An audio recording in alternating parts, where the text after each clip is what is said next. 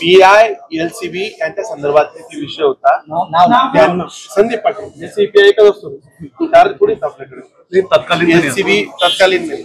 LCB PI Sandeep पाटलांनी एका महिलेचं शोषण केलं होतं, शारीरिक शोषणाचे त्याच्यावर आरोप होते। ते सर्व पुराव्यानिशी मी डीपीडीसीचे दिलं आणि सगळ्या आमदारांनी मंत्र्यांनी एकजुटीने ठरवलं की अशा पोलीस निरीक्षकावर गुन्हे दाखल झाले पाहिजे।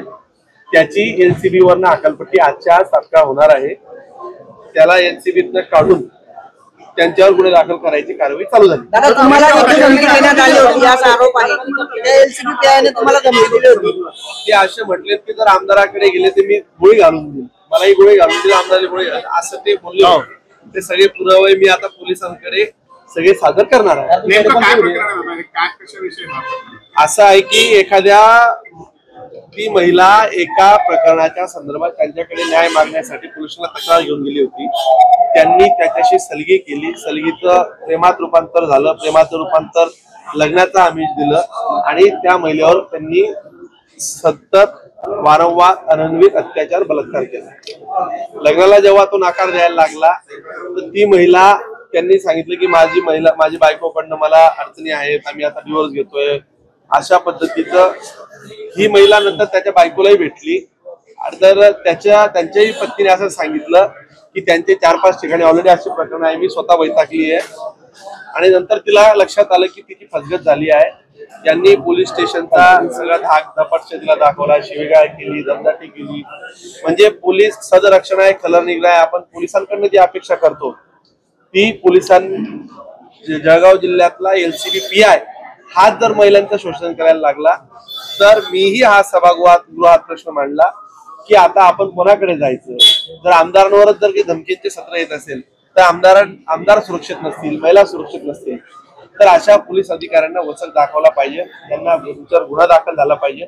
त्या महिलेला न्याय देण्याच्या भूमिकेतून मी त्या महिलेच्या पाठीमागे उभा आहे।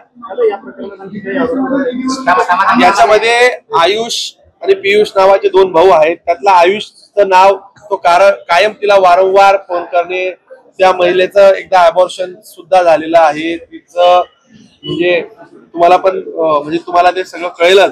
हा आयुष्यात सगळ्या गोष्टींची तिला गाडी पाठवणे, एक फॉर्च्युनर गाडी त्यांनी सांगितली।